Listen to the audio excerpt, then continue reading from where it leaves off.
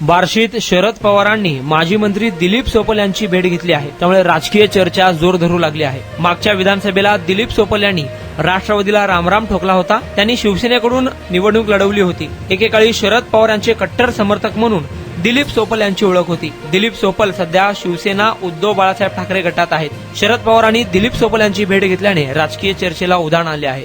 नेते आदरणीय पवार साहेब, आदरणीय राहुल गांधी, आदरणीय उद्धव साहेब यांच्यावर विश्वास ठेवून या बार्शी मतदारसंघातून 54,000चा लीड